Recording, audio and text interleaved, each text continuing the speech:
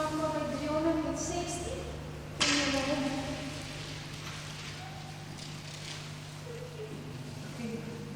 Ken jy hom? Dit is ons al vers 1 en 3.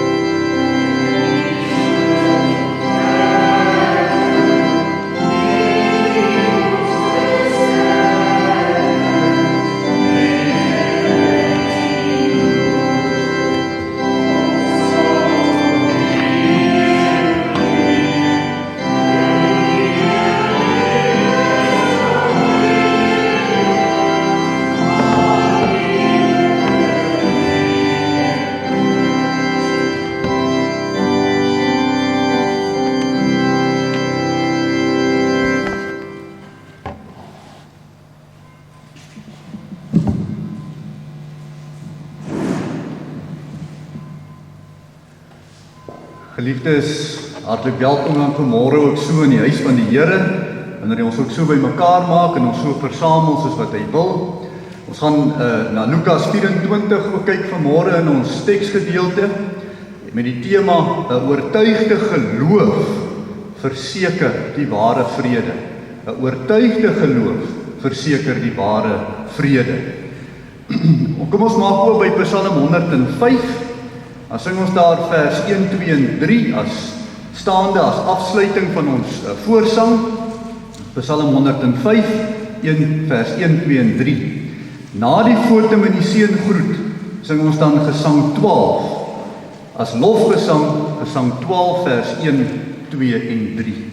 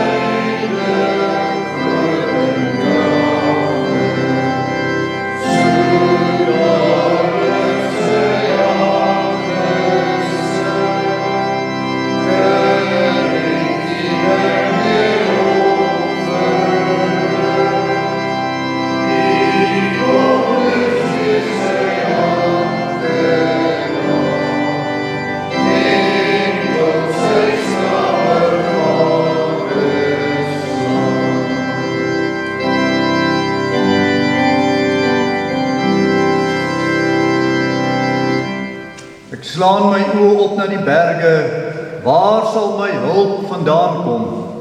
Ons hulp is in die naam van die Here, wat hemel en aarde gemaak het, wat trou bly tot in ewigheid, en nie laat vaar die werke van sy hande nie. Geliefdes, genade, barmhartigheid en vrede van God die Vader en Christus Jesus ons Here, deur die werking van die Heilige Gees. Amen.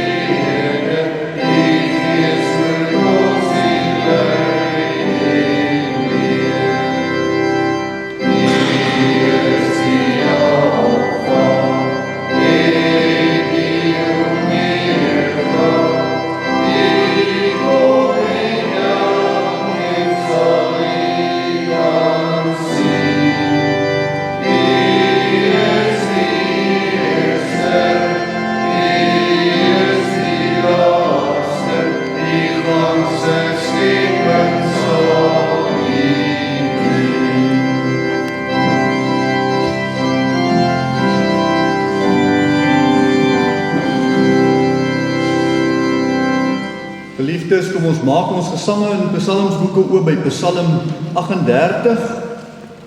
Psalm 38, net na die skuldbelyde, net na die aanhoor van die wet.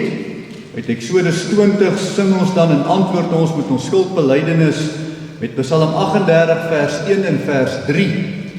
En dan net na die genadeverkondiging en die vermaning sing ons gesang 141.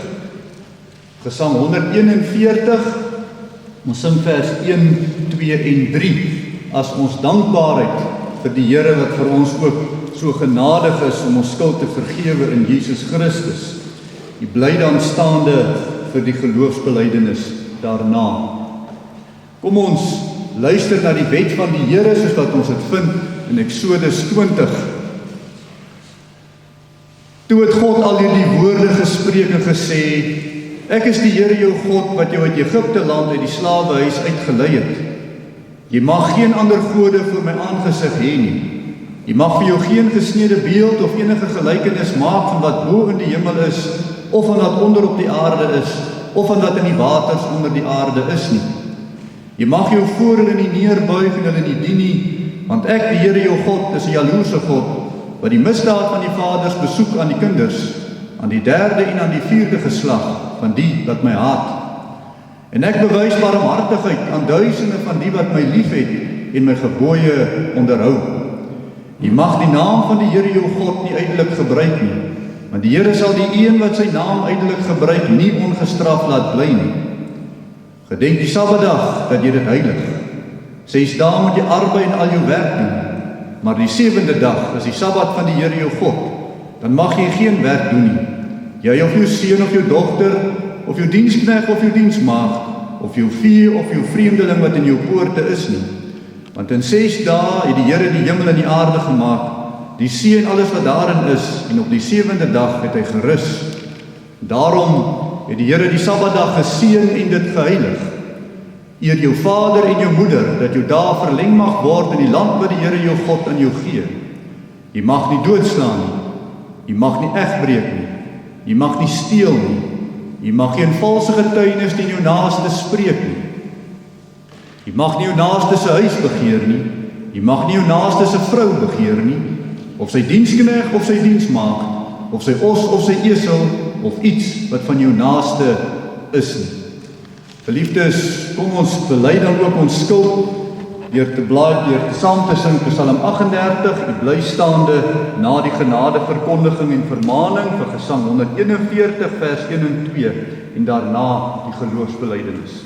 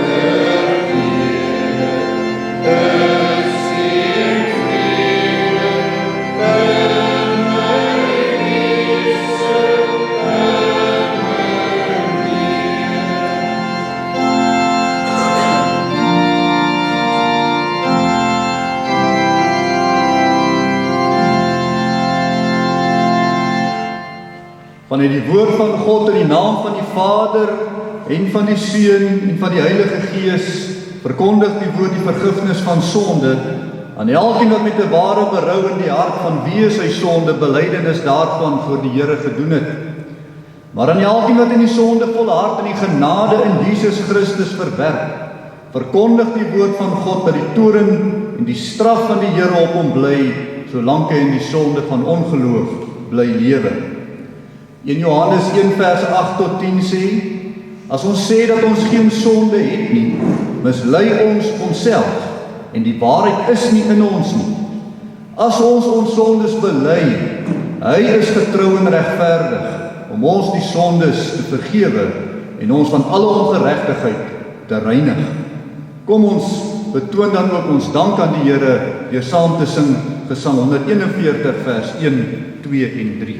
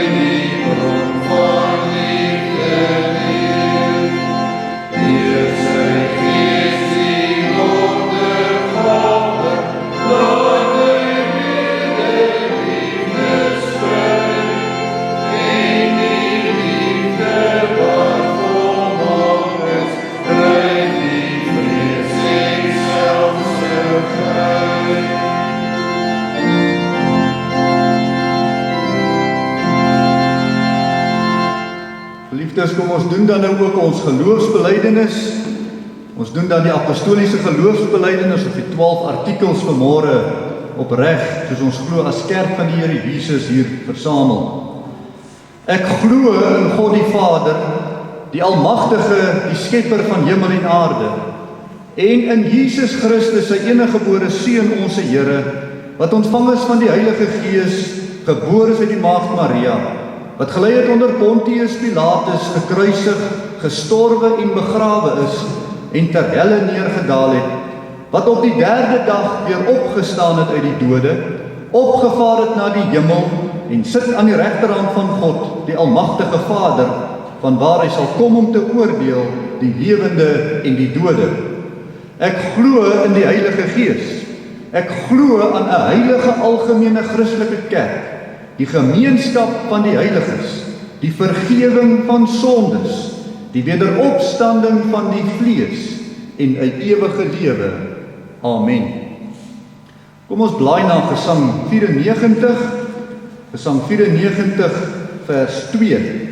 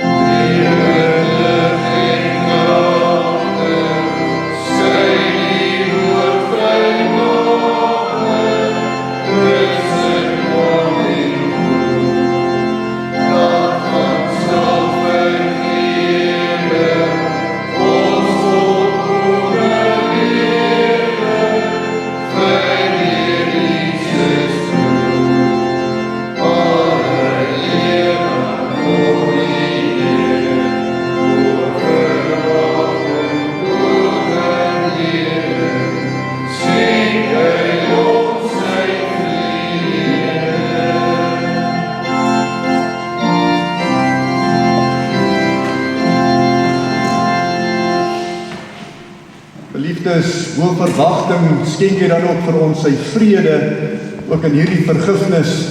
En daarom maak ons ook vanmôre oop in hierdie Paase tyd, na die opstanding van ons Here Jesus, verskyn hy en kom wys hy ook dat hy na sy liggaam opgestaan het. En ons gaan lees Lukas hoofstuk 24 van vers 36 tot vers 49. Lees vanmôre saam uit Lukas 24 vanaf vers 36 tot 49. Terwyl ons met die woord van die Here oop is, kom ons verenig in gebed saam.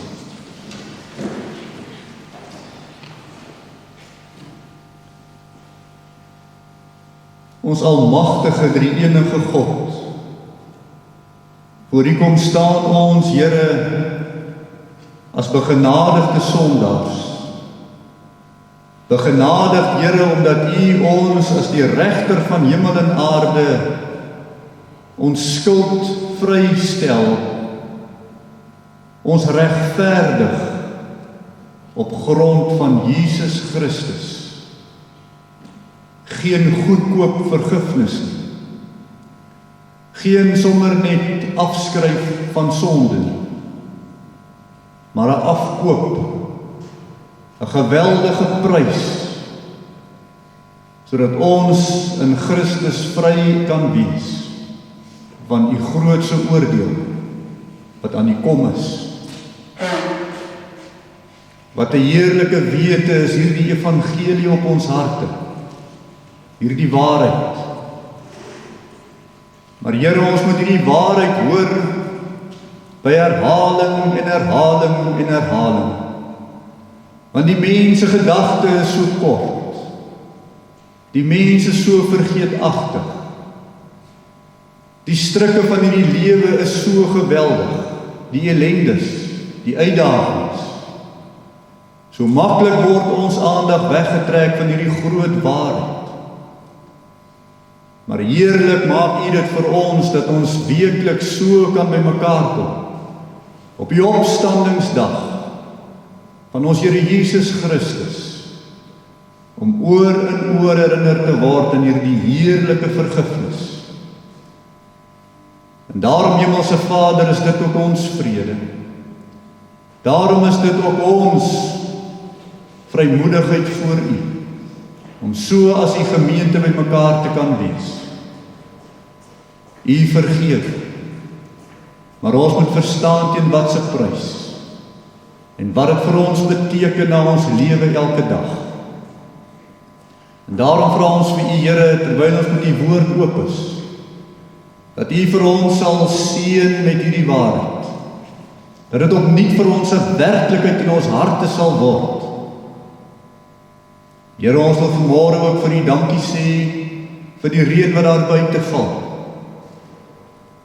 Here, U genade is so groot, so oorvloedig, U algemene genade, Waarom sal ons nog so twyfel aan u besondere genade, die vergifnis tot die ewige lewe? Open ons harte en ons verstande, maak het rustig en stil in ons harte, sodat ons ook hierdie vrede kan aanhoor, en ook daarin verdiep kan word in die werklikheid daarvan. Spreek, Here, want die diensknegt en die diensmaagd, die wil luister. Amen. Lukas 24 vers 36. En terwyl hulle hieroor praat, staan Jesus self in hulle midde en sê vir hulle, vrede vir julle. Toe het hulle verskrik en baie bang geword en gemeen dat hulle 'n gees sien. En hy sê vir hulle, waarom is julle ontsteld en waarom kom daar twyfel in julle hart op? Kyk na my hande en my voete, want dit is ek self. Voel aan my en kyk, want 'n gees het nie vlees en bene soos julle sien dat ek het nie. En terwyl hy dit sê, wys hy hulle sy hande en sy voete. En toe hulle van blydskap nog nie kon glo nie, en hulle verwonder, sê hy vir hulle, het julle hier iets om te eet? Hierop gee hulle hom 'n stuk gebraaide vis en 'n stuk heuningkoek, en hy het dit geneem en voor hulle oë geëet. En hy sê vir hulle, dit is die woorde wat ek met julle gespreek het toe ek nog by julle was, dat alles wat oor my geskrywe is in die wet van Moses en die profete en die psalms vervul moet word. Toe open hy hulle verstand om die skrifte te verstaan. En hy sê vir hulle, so is dit geskrywe en so moes die Christus ly en op die 3de dag uit die dode opstaan en bekering en vergewing van sondes in sy naam verkondig word aan al die nasies van Jerusalem af en verder. En julle is getuies van hierdie dinge, en kyk, ek stuur die belofte van my Vader op julle, maar julle moet in die stad Jerusalem bly, totdat julle toegerus is met krag uit die hoogte. Tot sover die woord van die Here. Geliefdes in die Here Jesus Christus, vanmôre moet ons miskien begin om te vra, glo ons regtig ons sondeskuld voor die lewende God is vergewe? Glo ons dit regtig?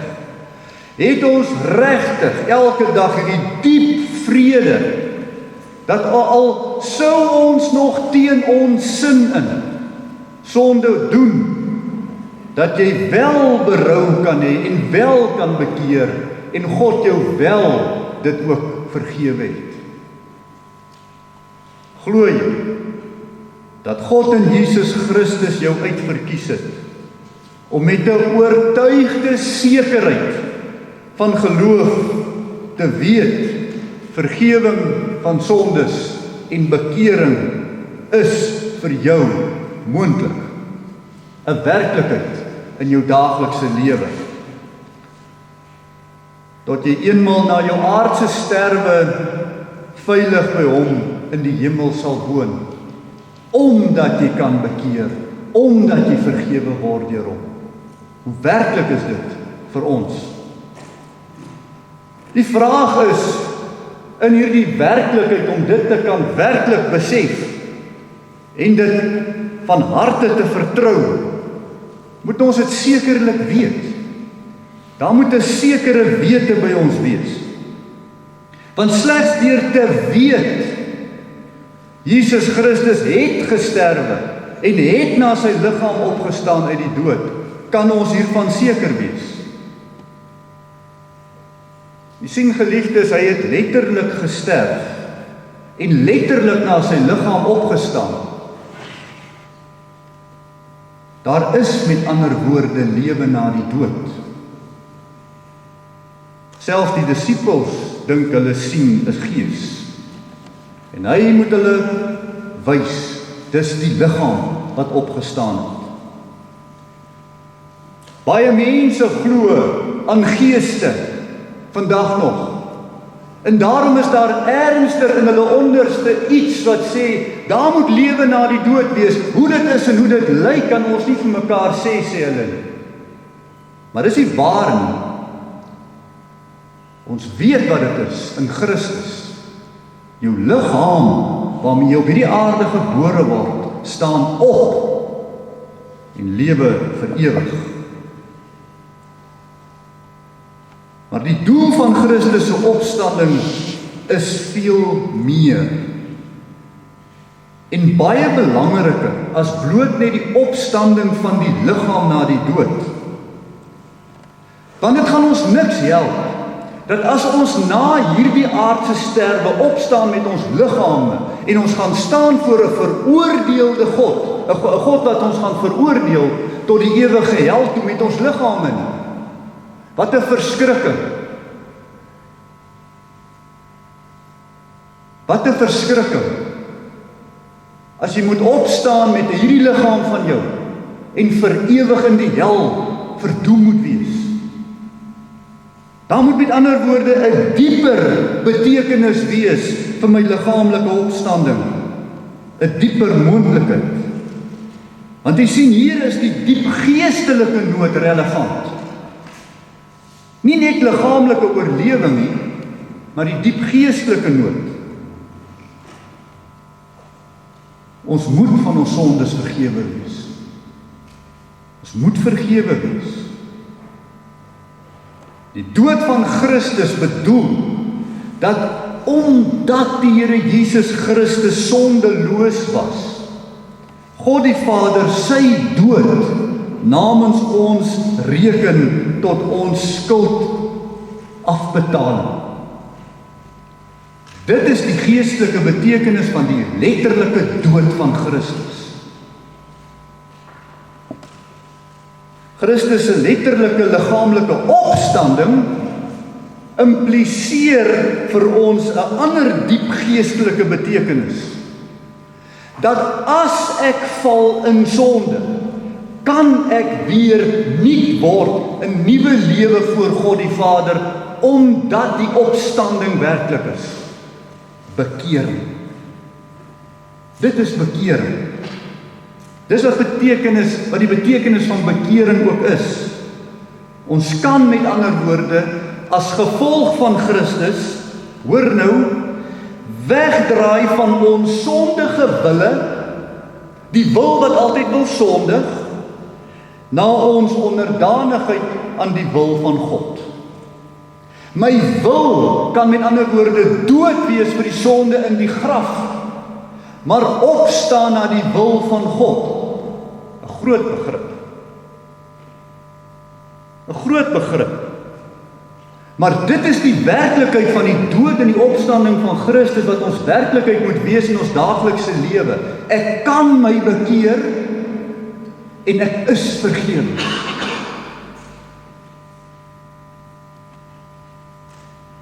Die werk van God, my vergifnis en my bekering. Die opstanding laat ons besef hoe werklik ons moet opstaan na die wil van God. Die dood en die opstanding van Christus is daarom die letterlike vergestalting van die beginsel van vergifnis van sonde en ons bekering.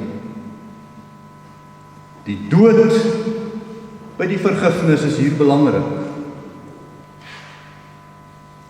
Vrede vir jou bedoel hierdie vergifnis van bekering deur die geloof in die dood en die opstanding van ons Here Jesus Christus. God is dood vir ons sonde skuld omdat Christus gesterf het. Vergifnis. Dit beteken vir jou ook wanneer jy iemand vergewe, jy is dood vir die kwaad jou aangedoen. Die dood van Christus. Die opstanding, die bekering, om weg te draai van jou eie sondige geneigtheid na Christus toe, na God toe. Daarom, geliefde, is die ware vrede in jou daaglikse lewe vereis die oortuiging dat jy dit moet weet. Oortuigde geloof verseker van ware vrede. Die stryd tussen hoop en wanhoop in baie mense se harte vandag is in die gedeelte uiters belangrik wat ons gelees het vanmôre. Vir baie mense sal hulle hoor, maar Christus was dood en Christus het opgestaan uit die dood, maar dit gaan vir hulle niks beteken na hulle mens nie, want dis nie vir hulle mens 'n werklikheid nie. Dis 'n deel van die geskiedenis, los van hulle vandag. Ons moet nie twyfel aan God se vergifnis van sonde en bekering vir my nou nie. Alle mense se wanhoopige harte kan slegs werklik tot 'n vredevolle Sabbatsrus kom. Want Christus is ons Sabbatsrus. Hierdie vrede wat hy vir ons werk met God, die vrede in die hart. Wanneer ons oortuig is van wat beteken die opgestane Christus vir my. En Christus in hierdie gedeelte kom beklemtoon dit aan sy disippels. Die Here Jesus wil ons ook oortuig deur die woord vandag, sodat ons die ware vrede ten diepste moet begryp. In die eerste plek, hy oortuig van geloof. Oortuig van geloof. Hy open die verstand van geloof. En hy laat ons getuig van wat ons nou glo. In die eerste plek, hy oortuig van geloof. Ons lees in vers 36, en terwyl hulle hieroor praat, staan Jesus self in hulle midde en sê vir hulle, vrede vir julle. Geliefdes, terwyl hulle hieroor praat, beteken twyfel, wonder, wat gaan hier aan? Wat moet ons hiervan verstaan? Wat het ons gehoor? Wat het ons gesien? Wat verstaan ons nie?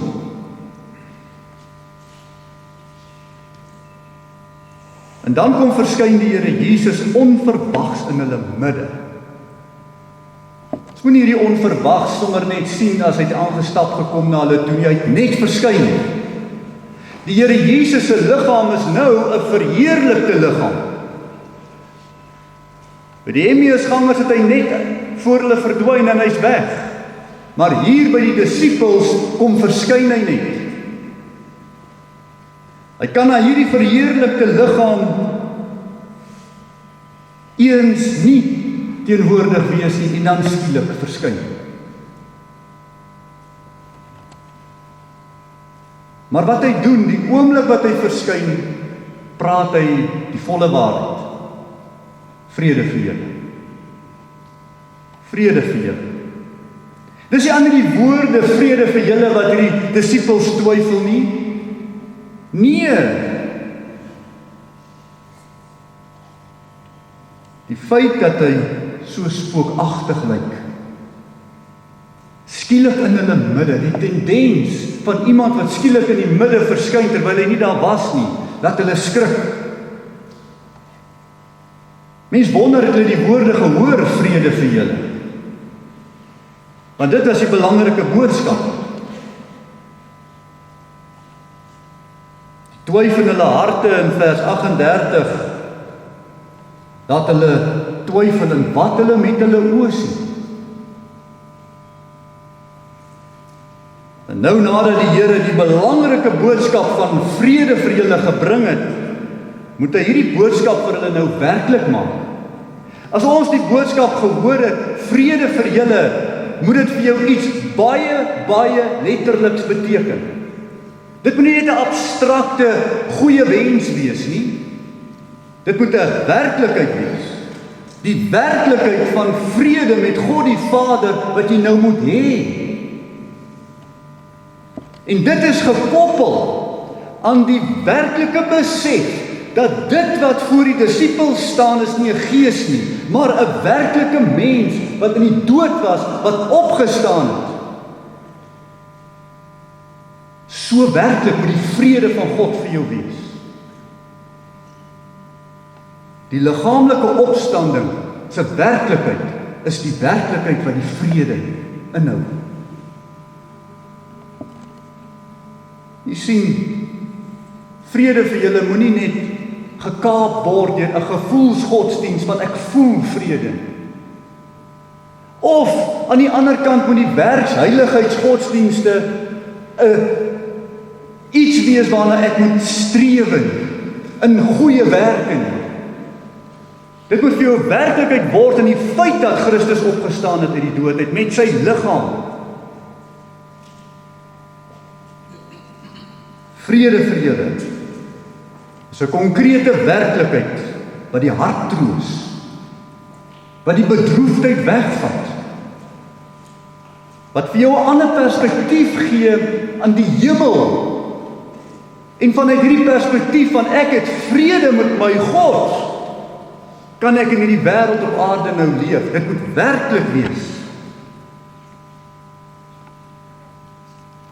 En dit is ook net moontlik om dit te glo wanneer God in sy seun Jesus Christus jou dit van oortuig.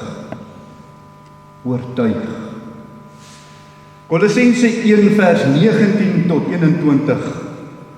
En dit het die Vader behaag, dat in hom, dit is Jesus Christus, die ganse volheid sou woon, en dat hy, dis God die Vader, deur hom, dis Christus, alles met homself, met Christus, sou versoen, nadat hy vrede gemaak het deur die bloed van sy kruis.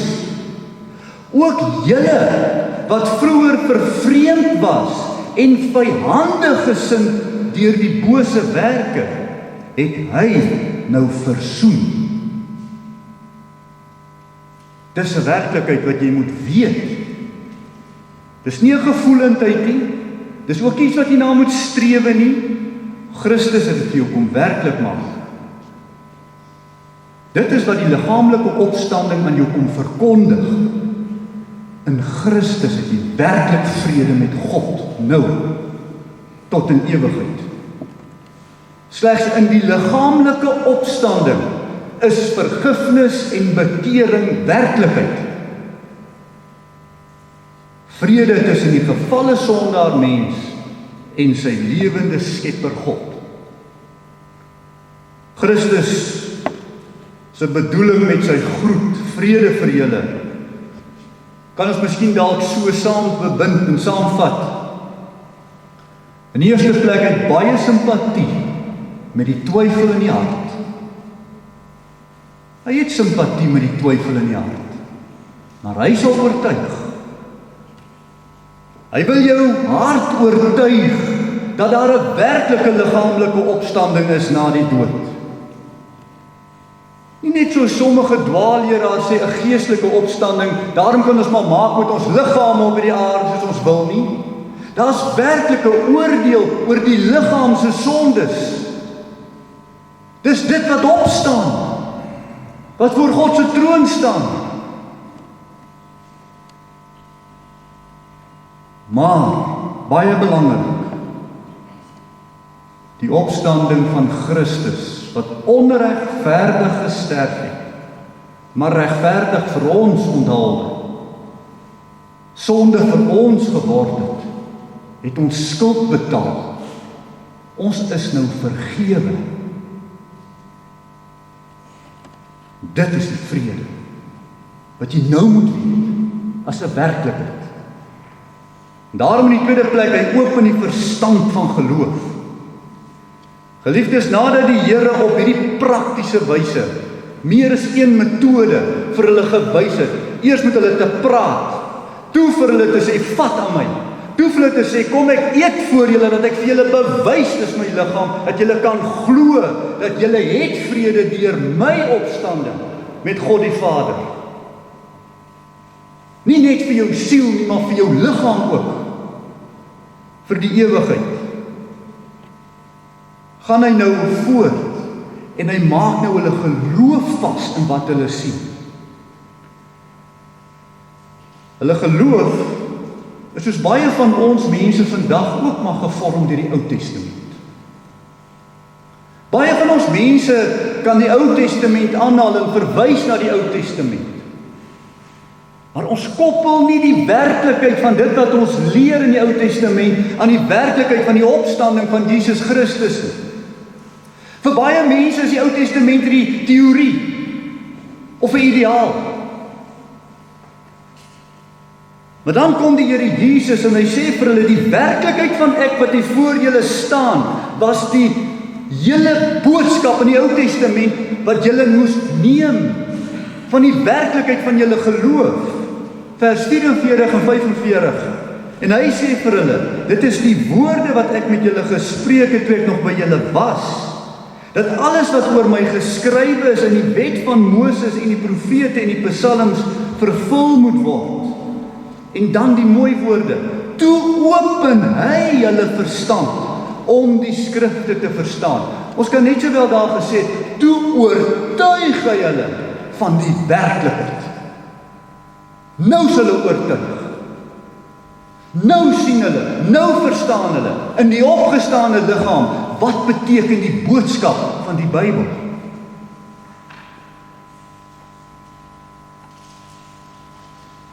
Dit is die tweede keer wat die Here Jesus het doen op daai dag wat hy opgestaan het uit die graf uit. Die eerste keer het hy dit gedoen met die Emmausgangers in vers 27 van hoofstuk 24. Wat hy ook vir hulle die skrifte uitgelê het, sodat hulle ook kan verstaan wie hy is en wat die werklikheid daarvan vir hulle beteken. Maar hier verskyn hy nou skielik aan al sy disippels. En hy doen presies dieselfde. Die opstanding van die liggaam, die vergifnis van sondes, die bekering word gekoppel aan die Ou Testament boodskap. Die werklikheid. Net as jy van hierdie werklikheid oortuig is, raak die hart rustig. Gaan hy in sy Sabbats rustig. Is hy oortuig? Het hy vrede? Hy het hulle gerus gestel.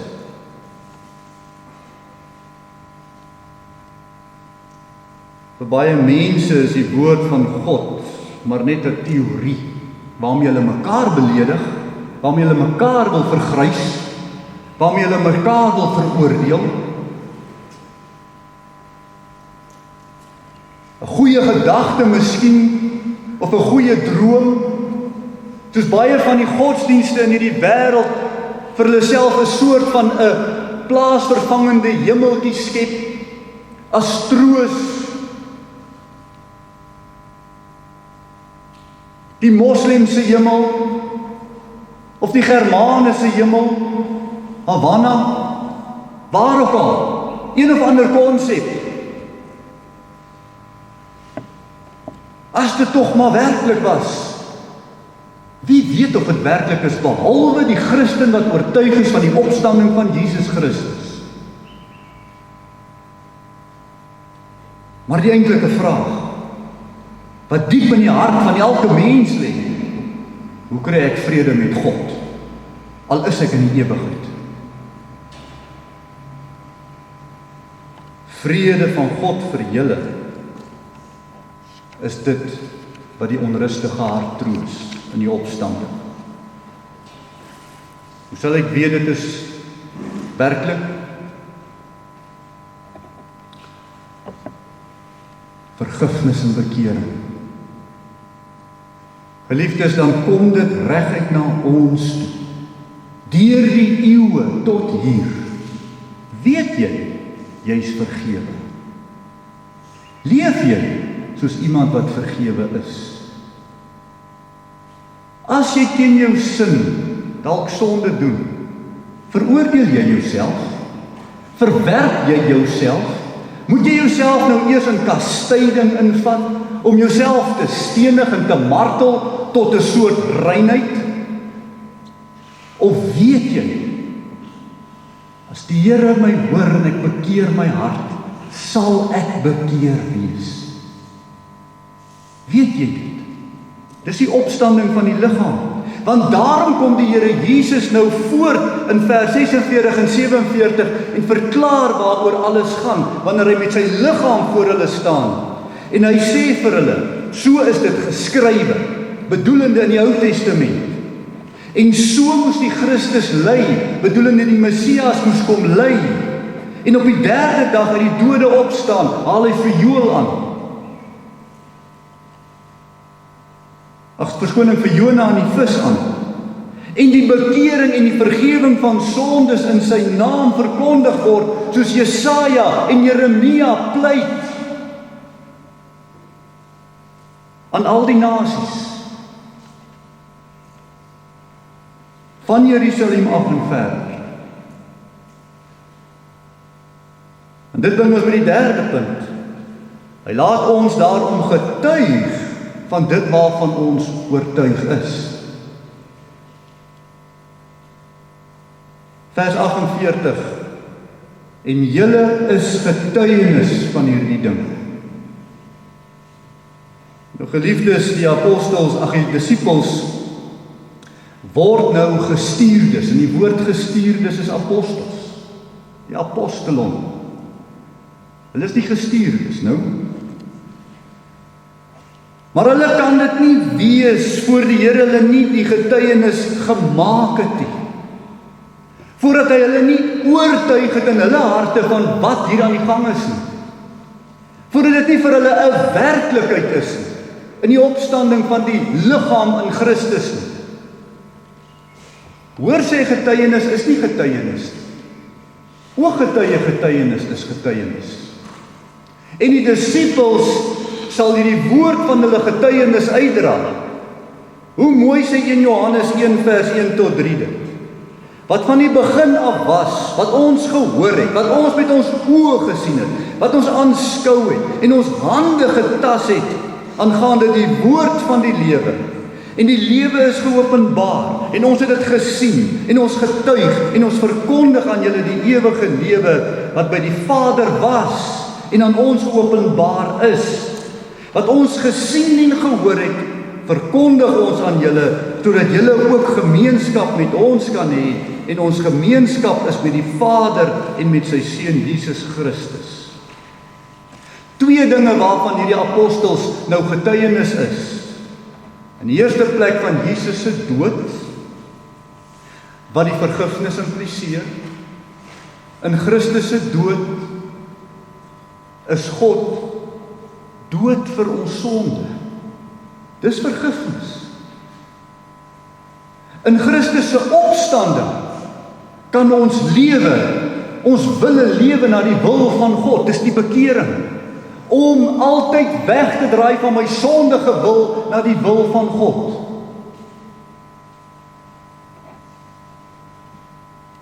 Sodat ons in die Vaderhuis vir ewig kan bly as opgestane liggame. Maar in die tweede plek, volgens vers 46, dat ons die skrifte reg moet verstaan. Hoeveel mense verstaan die skrifte vandag so verkeerd? Nou het ons die apostels wat die getuienis was van die opstanding, wat vir ons die goed kan leer. Nou kan hulle met 'n oortuigde geloof die woord reg verkondig.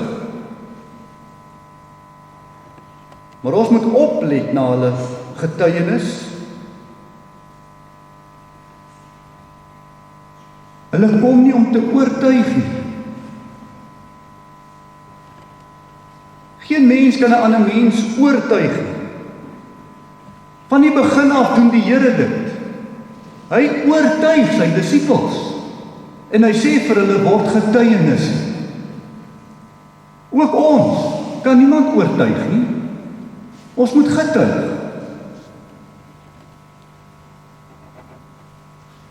Die Here vra nie vir sy disippels gaan oortuig die wêreld nie. Sien u die kragteloosheid van die mens? Hoe hard probeer jy om 'n ander mens net te probeer oortuig van 'n basiese lewensreël? Wat nog te sê van 'n opgestane Christus? Wie sal ons glo?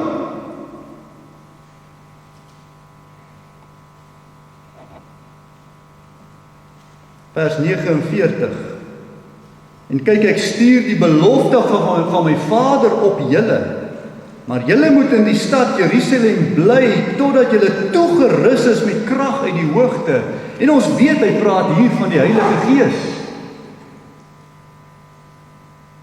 Ons was ook nie oortuig van die opgestane Christus, alvorens God deur sy Heilige Gees ons nie ook oortuig het nie. Wanneer ons die getuienis van iemand gehoor het, was dit soos water wat van ons rug afval. Maar wanneer ons die getuienis hoor en die kragtige werking van die Heilige Gees laat met daai getuienis hoor en sien en verstaan, en dit word gekoppel aan die woord van God, dan word ek oortuig. Nie op grond van die getuie nie, maar op grond van die een wat my oortuig van binne af. Soos wat Christus sy disippels oortuig het met sy liggaam waar daar staan, vir hulle bewys lewer, kyk ek lewe. Kom die Heilige Gees so werklik en maak jou geloof 'n werklikheid wanneer daar vir jou getuig word oor wie Christus is, wat hy vir jou kom doen het. Met ander woorde, om net te getuig van wat jy weet aangaande Christus, hoef geen waarborg te wees dat iemand anders jou getuienis oortuig gaan word nie. Sien jy ons is kragteloos?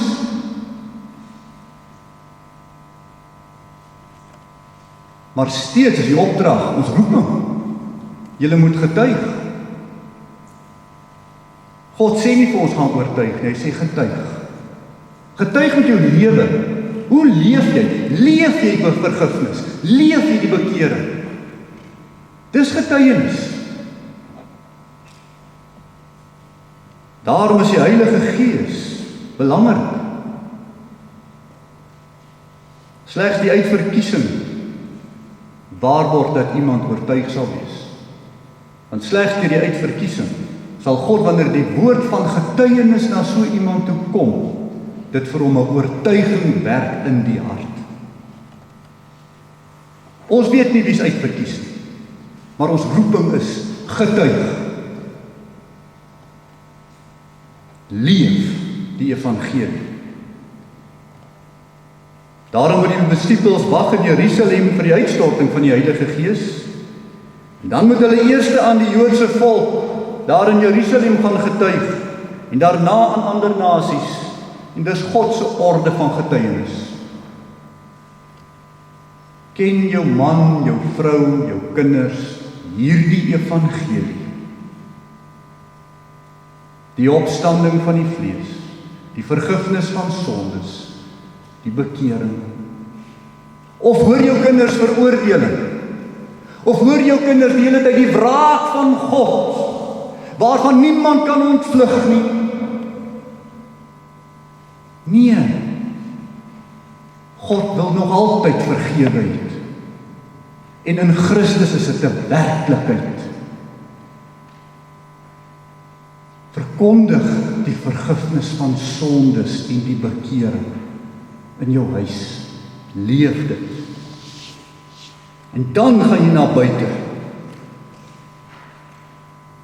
Geliefdes, verstaan jy die werklikheid van die liggaamlike opstanding en dood, of dood en opstanding van ons Here Jesus? Verstaan jy dat jou sondes vergewe is op grond daarvan? Verstaan jy dat as jy teen jou sin sonde doen, jy kan bekeer weens die opstanding? Is jy oortuig in die geloof? Het jy die werklike vrede met God? Dis uitverkiesende genade. Die oortuiging is die Heilige Gees se werk. Gun jy vir jou medemens hierdie vergifnis en hierdie bekering? Laat ons nie in die laat uur van hierdie wêreld, ja ook van ons, in ons ou klein wêreldjie hier in ons dorp, nog wonder oor ons geloof nie. Want sê Romeine 15 vers 13, en mag die God van die hoop julle vervul met alle blydskap en vrede deur die geloof, dat julle oorvloedig kan wees in die hoop deur die krag van die Heilige Gees. Vrede vir julle. Amen. Kom ons bid saam. Ons almagtige drie-enige God, U wat op so besondere wyse uitreik tot ons gefalle mens. Hoe groot is U liefde, U barmhartigheid, U genade. Ons wat almal eintlik maar veroordeel moet staan. U kom en U stuur U seun. En U bewys vir ons die vergifnis in Hom. Dankie daarvoor.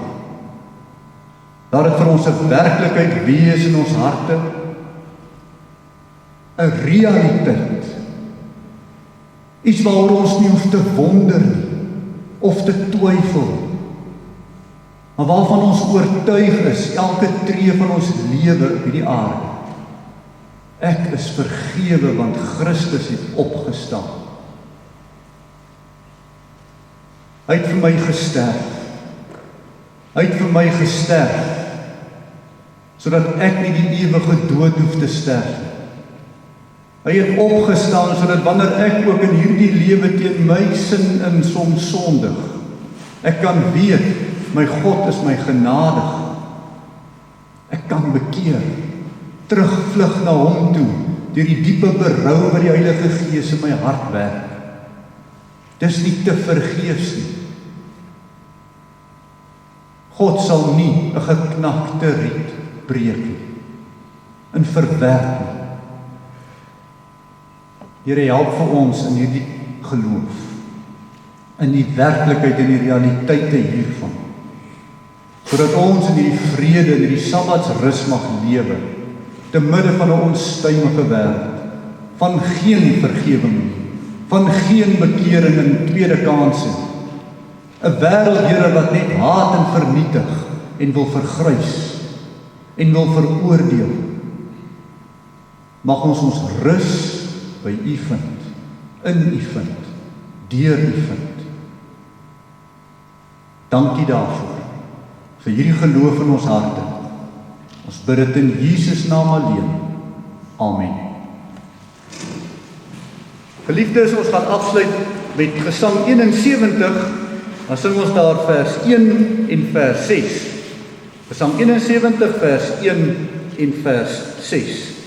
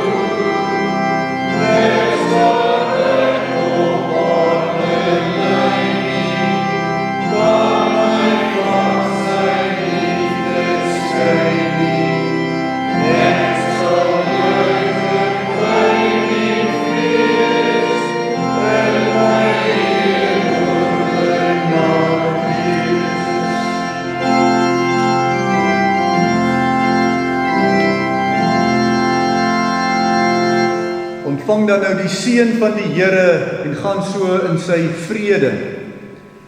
Die Here sal jou seën en jou behoed. Die Here sal sy aangesig oor jou laat skyn en jou genadig wees. Die Here sal sy aangesig oor jou verhef en aan jou vrede gee.